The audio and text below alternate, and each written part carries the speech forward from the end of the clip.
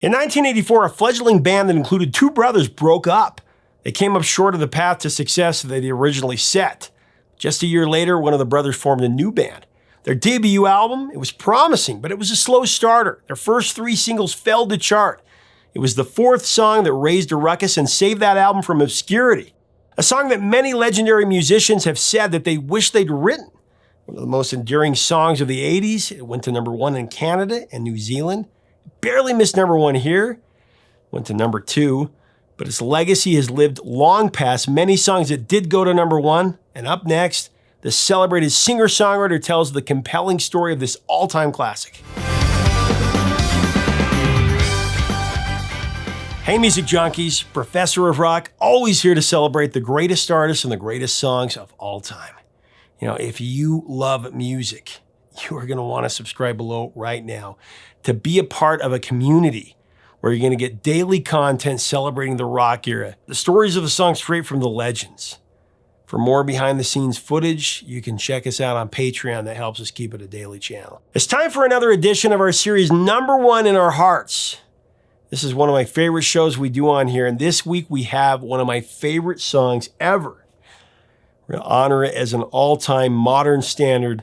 It did go all the way to #2. It's simply one of the greatest songs of the 80s, a song that still moves us today, and I'm sure is gonna continue to flourish centuries from now.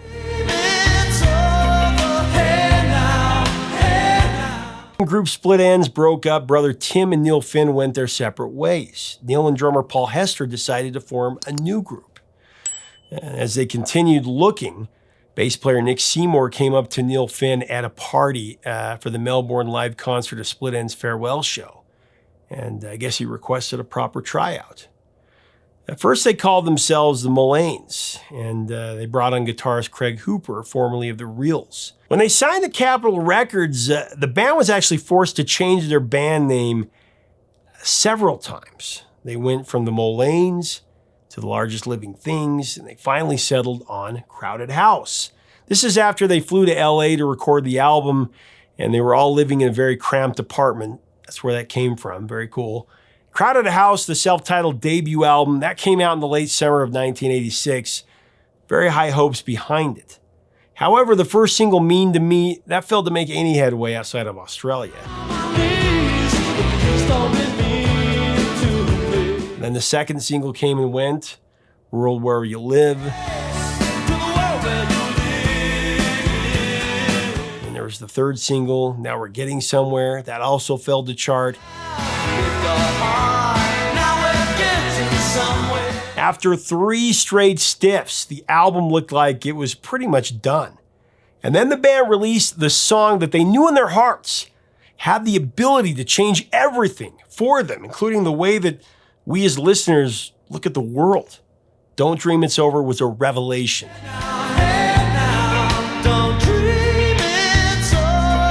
It moved up the charts, and it took the band as close as one can get to the top of the summit, the #2 spot. It was right behind I Knew You Were Waiting for Me by Aretha Franklin and George Michael.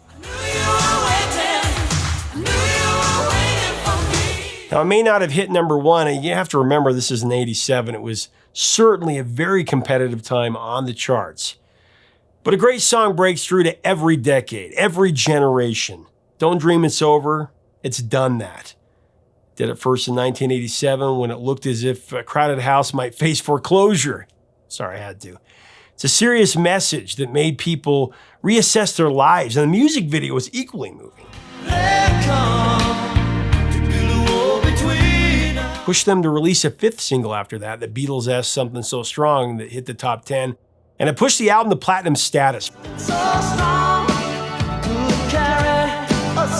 I was extremely fortunate to sit down with one of my favorites, singer-songwriter Neil Finn. I was able to talk to him about many of these songs, including Don't Dream It's Over. It was really a dream come true in many ways, as I've always been mesmerized by his work. As we go into this song, I want to thank our sponsor, Zenni Eyewear, the glasses I wear every single day. Right now at Zenni, you can choose from hundreds of pairs of glasses that start as low as $6.95. Like I said, you choose the color, the style, the shape, And you can have them delivered right to your door. You're going to love it. Check it out at zenny.com. Here is Neil Finn with a compelling story of a no doubt about it classic song. I want to really go into a lot of detail on Don't Dream It's Over. #1 in New Zealand, Canada, #2 in the US. I read that you wrote it on your brother's piano. Mm-hmm. I was over at Tim's place because it's useful to have a place to go anyway, that's isolated. He wasn't there at the time, he was away, so I was going over there, but Paul Hester was living there at the time, I think. And he was in, quite social mode, and so there was people coming over to visit him. And I was shut away in the piano room, and I think that was the origin of the line, when the world comes and they come to build a wall. I wasn't that I was saying that these people were the world. When the world comes in, they come. You just get little funny triggers for lines that come along. It had a certain melancholy aspect to the day, and I just remember writing it in a different key as it turned out to how it turned out on the record. Mitchell Froome suggested that E flat was a sadder key, and it was an E originally. So E flat's a richer key, I think he said, and I agreed with him. It also made it slightly easier for me to sing because it was really painfully high when I first. But yeah, I went home shortly afterwards and actually did a demo, which is on the reissues on the bonus discs, and I don't think anybody's heard before. I don't know, maybe they have, but it probably hasn't emerged up till now. And it's a really nice demo. I'm quite proud of it. And I made it with a matchbox as my snare drum and a tapping the tabletop as my bass drum and just a couple of guitars. I translated it to guitar.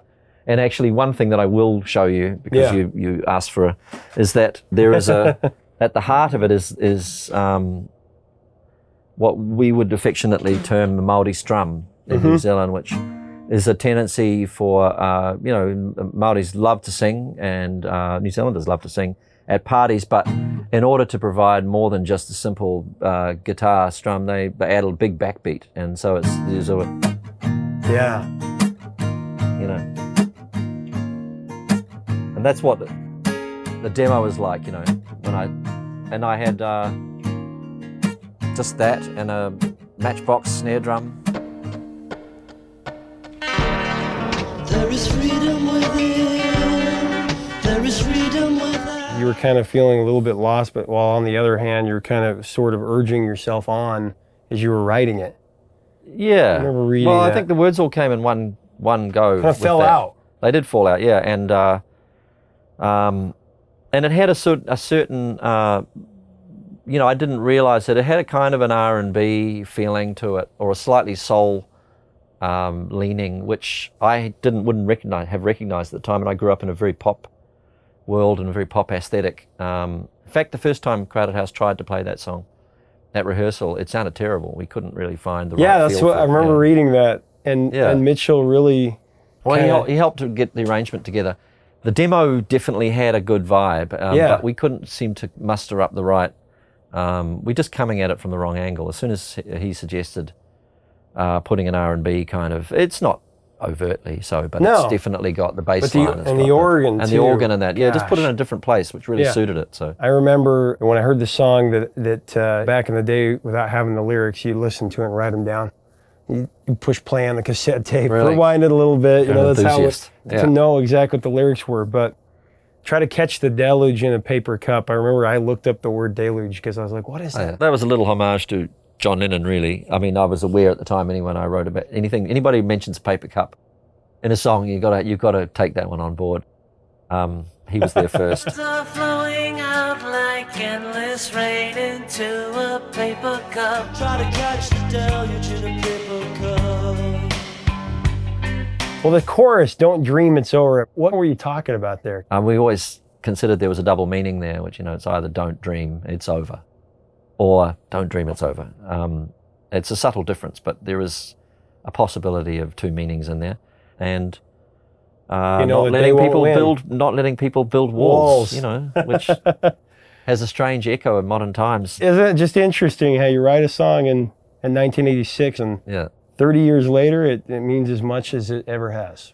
I think the lyrics in that one are kind of nicely open enough for people to find their own little doorways. And I'm not a guy who pores over the lyric sheet And, you know, like for that reason, although I have huge admiration and respect for Dylan, he wasn't my favorite artist of the time, because it felt like in order to appreciate some of his music anyway, you really had to buy into following the thread and the narrative. John is in the basement mixing up the medicine. I'm on the pavement thinking about the government. I just like to drift away and dream away with music, and so a few lines will hit me, and that there's like, they set you off on some thought process. And in fact, on occasions, I've misunderstood songs completely, and people have explained them to me later, and I go, I'm slightly disappointed now. Hear that. Yeah. So I hope that happens with my songs, you know. Well, the lines that I always loved, my possessions are causing me suspicions, but there's no proof. I mean, wow. And then in the paper today tells a warrant of waste, but you turn right over to the TV page. I mean, that was always kind of a reminder to me, as I hear it even now, that I need to realize that there are more important things. This is kind of cool. Well, we were distracted as a species back then, or the affluent part of the world was anyway, and I think we're even more distracted now. Adam Reeder, the Professor of Rock here. Don't miss the next Professor of Rock live show on Saturday, July 16th at the Eccles Center in Park City. An exclusive evening of story and song with Lou Gramm, the voice of Foreigner. Lou Gramm at Professor of Rock Live, sharing never-before-told stories and performing Foreigner's biggest hits. Get your tickets for Professor of Rock Live at parkcityinstitute.org. Professor of Rock Live with Lou Gramm, the voice of Foreigner, July 16th at the Eccles Center in Park City, presented by the Park City Institute.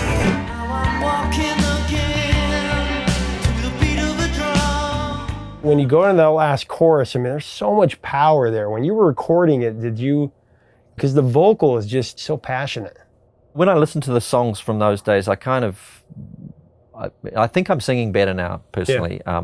I used to really push my voice, you know, into quite strong, emotive place, which maybe it's part of the reason people like the song, I don't know, but it almost sounds a little oversung to me now. But really? Yeah, a little bit, yeah, the original version. I'm always surprised at how strident it is, you know. But so I think it just put a little bit of extra poignancy into the session that day, and you can hear it in the track. The special effects were so cutting edge at that time, with the plates breaking, and yeah, they probably stand up pretty well now. Yeah, it does. I was just watching it the other day and remembering as a kid watching it with each room that you go into and the things that were being written as the video was moving on. Yeah, well, there was a real collaborative work, that one. We sat down with Alex and we only pulled it together in about 10 days or something, and the idea, he had come to us with a lot of the ideas for using that collage technique, and we discussed the idea of moving between rooms, and we gave him a lot of details of real places that we remembered from our childhood. And he made, you know, they built these beautiful sets, and it's a very successful video. My possessions are causing me suspicion, but there's no proof. I remember when it was used on Miami Vice, and that was one of my favorite shows as a kid. And right. Adventureland, 90210, all these American shows that they've used it on. But the covers, Paul Young did a cover for it. It was probably the first cab off the rank for covers, I think. Now I'm towing my car. There's a hole in the roof. There's a jazz band from New York who've done a really quite a strange jazz version of it. Don't dream it's over, hey now, hey now. Miley Cyrus and Ariana Grande, is that how you say it? Yes. Grande? That's good, I'm cleared that one up. But they did, I really liked it. I didn't know what to expect when people told me they'd done a version, but I thought it was a really nice, they sang it really well. They come, to build a wall between us.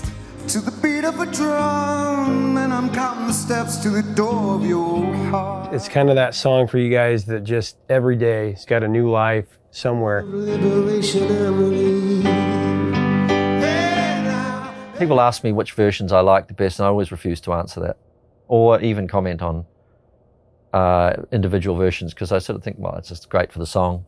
And it means something to them. That's what they chose you know, to... you don't want to be judging people's efforts. There are some that seem more successful than others. It's kind of nice to see your songs get covered. It just feels like it's a timeless song for me and for a lot of fans. It just seems like it could have been released in any decade. Yeah, well, I mean, there's certain aspects of the original recording that are very tied to the 80s, the drum sound in particular. But I do agree with you, because I think I've done the song in lots of different ways now with strings and just acoustic versions. I'm walking again to the beat of the drum. A tinge of melancholy. It's a very, it's a universal thread, not abandoning your hopes and dreams for the future and not giving up. Don't ever let them win. Thank you so much for watching. Leave us a comment about this classic song and about Neil Finn and Crowded House and your experience with this song, the first time you heard it, what you felt. To get Neil's music and merch, click on our Amazon links below. If you like our content, subscribe below, be a part of this community. Help us curate more stories behind songs by clicking on our Patreon link below. And please take a moment now to get a glimpse into Neil's charity, So They Can, of which he is an ambassador.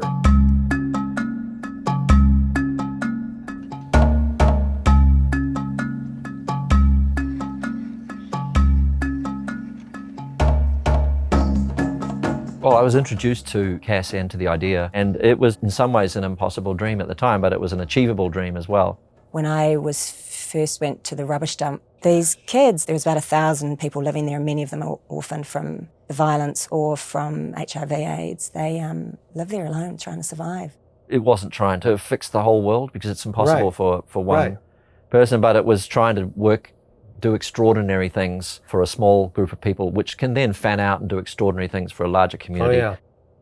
If you create space for people and you create resources for people, then they go and do amazing things for themselves. It's some kind of empowering process that's happening for these kids in the school, and now it's expanded to training colleges and women's projects. We know that we're not going to change the world in my lifetime, hopefully maybe the generation after, but we can make a big difference on the individuals that we work with.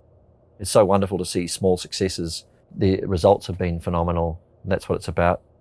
Just something that you can see on a human level because it's not so big, but it's big in terms of its heart and its ideas. And so, yeah, I'm really delighted to be able to help them. People can take action. It's easy to go to sotheycan.org, and I saw how to help. I mean, sponsor letters, you can sponsor a child, you can donate, you can buy some of the things, jewelry and some of the things that they make, and volunteer. There's a lot of different things that people can do to get involved. Yeah, I would recommend anyone to support it.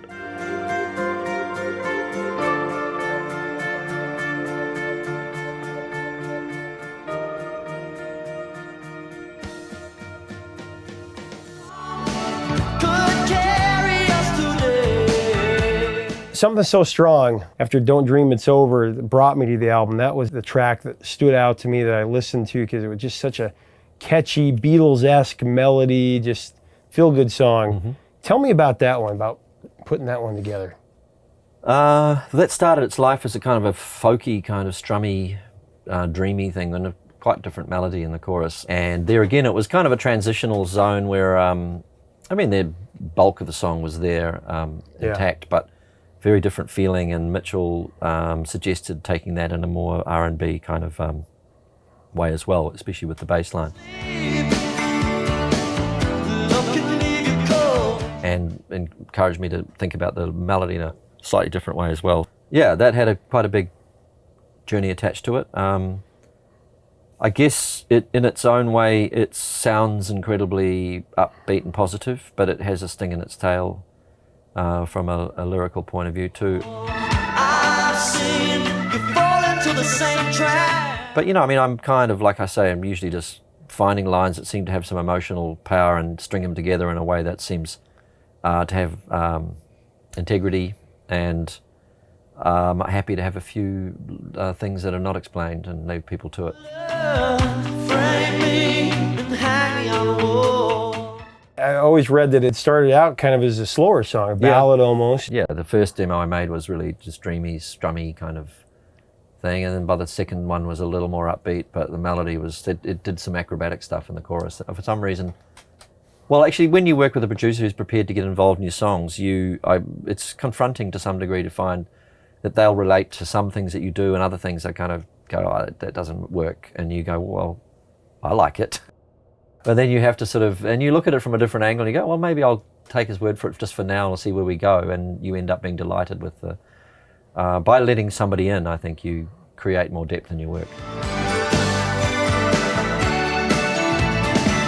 Mitchell was a co-write credit on that. He did. Yeah, he really contributed to that by suggesting chord variations in the chorus. Yeah. And I've just got a Tascam 4-track tape recorder, which is the first time I was able to do overdubs, and it really changed my whole approach to songwriting. I used to write by making demos, and you'd sort of have a half-baked idea and you'd make 2 or 3 demos of it, and in the course of searching for having an atmosphere that would lead you on, and you know, it just gave me another angle for writing rather than just sitting with a guitar and piano, which still is a very valid way to do it. But I think these days it's the way that people make songs is by making records a lot more as well. Like they're making the record as they're writing the song, and that's what I started to do when I got a multi-track recorder, and I've done that in the same way ever since. Hey, thanks for watching. Leave us a comment about this classic song and about Neil Finn and Crowded House. What are your favorite songs by this band, and what did you think of when you first heard this life-affirming song? Let us know below. Let's have a great discussion. If you like our content, we invite you to subscribe below. Help us curate more stories behind songs and artists by clicking on our Patreon link below as well. Right now, I hope you'll take a moment to get a glimpse into Neil Finn's charity, So They Can, of which he is an ambassador of. So They Can is a not-for-profit organization committed to empowering children living in poverty through education, and please donate if you can. Until next time, 3 chords and the truth.